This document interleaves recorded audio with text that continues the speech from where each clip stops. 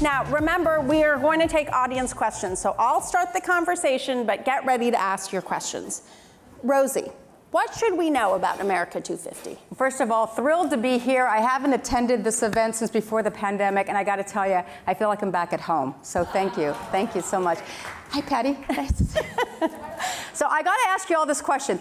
Who remembers the bicentennial of 1976? Right? Oh, Thank look at you. that. So do I. I was 11 years old, and I remember it like it was yesterday. It's not an event. It's a feeling. And if you remember July 4th, as I do, July 4th, 1976, I was born and raised in Hayward, California. It was a cloudy night, but those fireworks were never brighter. I was never more proud to be an American. And as a fifth grader, I just felt like the world was my oyster. My parents came from Mexico in 1958 to find a better life in California, and I am living the American dream. So when I think, thank you. So when I think about this, this is not a moment. It's a movement. It's a journey that our country has never taken before, and I'm privileged and thrilled to take the lead. Okay, I can feel the passion in your voice, right? But let's talk about the fact that America is pretty divided today. Do you think something like America 250 can bridge that divide? Absolutely, and look, it's already happening. So when I took this on, I was appointed onto this Congressional Commission, which is established by legislation, 24 members, 16 of them are private citizens, 8 of them are standing members of Congress, 4 from the Senate, 4 from the House, 24 equally Democrat and Republican, and thankfully, no political ideology has made its way through any of our conversations. We're a fully functional commission, and in fact, we just approved our full programming this last March, and we're hitting the ground running. The beauty of this is, I think, twofold. One is we want to make sure that it's all partisan, bipartisan, nonpartisan. 2 is, when I became chair officially 2 years ago, September of 2022, I made 2 pledges. 1, it has to be community-based. It has to be sea to shining sea. We pledged to establish 56 state commissions. So every state, the District of Columbia, and the 5 occupied territories all had to establish their own state commission. Because if you think about our history, right, look back to 1776. Alaska was Russia. Hawaii was its own kingdom. California was Mexico and Spain. We doubled our footprint with the Louisiana Purchase with France. Texas had at one point 6 different flags flying over it. And through all of that is the indigenous and slave experiences. So every state has to tell their own story. Today, we have, ready for this, 53 state commissions established. Only 3 left, and all have executive orders on the governor's desk to move forward. So any second now we'll have 56. The other pledge that I made, ready for this, I wanted to be, we will be, the largest bipartisan, bicameral congressional caucus on the Hill. Why is that important? Because we're a congressional commission. So to have this bipartisan support with Congress was very important. For anyone who knows congressional caucuses, they're very hard to establish and even harder to grow. The average size is 20 to 40 members. Just to give you some context, the Adoption Caucus, how safe can that be? It's one of the largest caucuses at 145. We are at 216. Crazy. But here's the beauty of it. Almost exactly half Democrat, half Republican. I couldn't have tried to do that. So the 2 metrics that I wanted to use 2 years ago are actually happening. I think people really want this to happen. What's the timeline? Because here we are, and you have a roadmap ahead of you. Yeah, well, it already started. So, I mean, look, the 2 things you're always going to hear from me is awareness and action. If you were to go on the street right now and ask people what's happening of historical significance in 2026 for our country, barely anyone would say it's the 250th anniversary of the signing of the Declaration of Independence. But here's why it's important. So first of all, I mean, we are the oldest democracy in the world, right? This is, again, that journey. This is that movement, not the moment. So we literally started this public initiative last July 4th. Our first big event was in the great state of Wisconsin, nice purple state. We launched with Major League Baseball at the Milwaukee Brewers against Chicago Cubs game called America's Invitation. That's basically inviting the American public to take this journey with us. You can go on our website right now, america250.org, and submit your video on your memories, your ideas, what you want to think about for 2026. So that already happened. In addition to that, we just finished our pilot program of our first big trophy program, which is called America's Field Trip. America's Field Trip is a national student competition for grades 3 through 12, asking the question, what does America mean to you? Here's the beauty of it.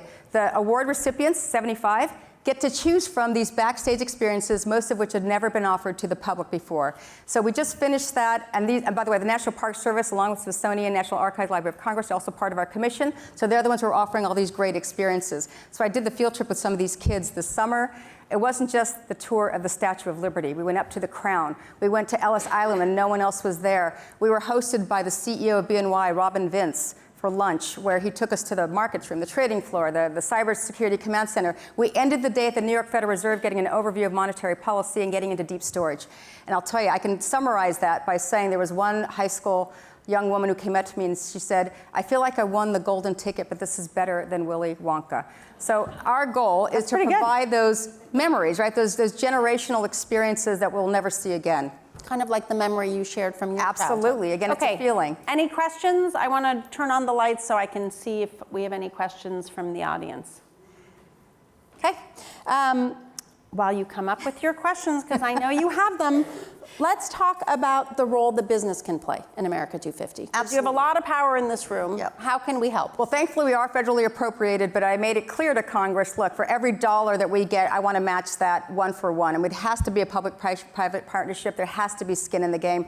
Thankfully, again, and BNY was our major sponsor for America's field trip, Goldman Sachs, Facebook, Walmart is our major sponsor for one of our upcoming initiatives called Our American Story. You can go online, america250.org, and you can actually nominate whose story you think should be preserved in perpetuity at the Library of Congress. So we're taking this nomination process now all the way through next July 4th.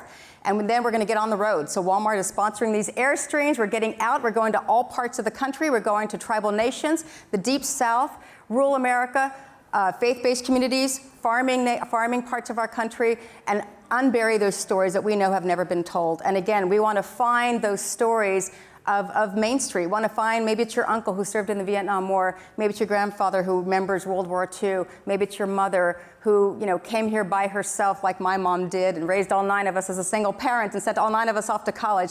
So those stories should be remembered and should be preserved. So that is our goal with these 3 initiatives already out the gate. You can already participate in every single one of them. Okay, I know we have a question over there. Thank you so much, and thank you for all you're doing. I'm curious about there are two pieces that in the Declaration of Independence, you talk about all men being equal, and so we're in a room full of women, and in addition to that, we're now living in a time where even the concept of freedom is so politicized. And so I'm curious for you with those 2 things, how is the commission thinking about? You talked about sea to shining sea, but how are you thinking about those who were almost explicitly not included? Yeah, absolutely, and that's a really great point. Look, there's a reason why we're the oldest democracy in the world. It didn't just happen overnight. First of all, the American Revolution did not end in 1776, right? It took 2 continental congresses for us to form our government. And then it wasn't until 12 years later, after 1776, where the Constitution was ratified. And then it was the following year, 1789, when George Washington became president. Our kids, a lot of kids don't know that story, how long it took for us to have and be that oldest democracy in the world. That's why this isn't a one and done. This isn't a moment. This is that journey, and perhaps a journey, again, that our country's never taken before. And it's not just, again, look, my goal is to make this the most comprehensive and inclusive celebration and commemoration this country's ever seen. But let's not forget, us here, for anyone who knows me, I'm the one who initiated and led the efforts to put the portrait of a woman on our Federal Reserve notes for the first time in U.S. history. That hasn't happened yet. We just kind of bypassed what happened in 2020. What happened in 2020 of historical significance for our country, for this room here, more than anyone? It was the 100th anniversary of the 19th Amendment. It kind of came and went, right, in 2020. A lot of people don't realize that was probably it for us in terms of a historical milestone for women of that significance. There's not another one like that. I want to reclaim that. The National Women's History Museum is one of our national resource partners who's making sure that women's history is included in this. This is 51% of the population. And again, look, for me, this is as much about the future as it is the past. We've been trying to plant those seeds of inspiration for this next generation of leadership to understand why they've been given this gift. If you look at the typical profile of a millennial and post-millennial, they don't trust institutions. They're very cynical. They're very pessimistic. So giving them something to believe in, everything that we're doing is actually, a lot of it is geared towards them. A lot of it is thinking about, again, how to inspire this next generation. Let's not forget those other 3 passages of the Declaration of Independence that are so important for all of us. Life, liberty, and the pursuit of happiness. My goal in 2026 is to make as many Americans as possible feel like this is the land of opportunity all over again. Okay, that's the last word from Rosie Rios. Thank you for joining us. Thank you.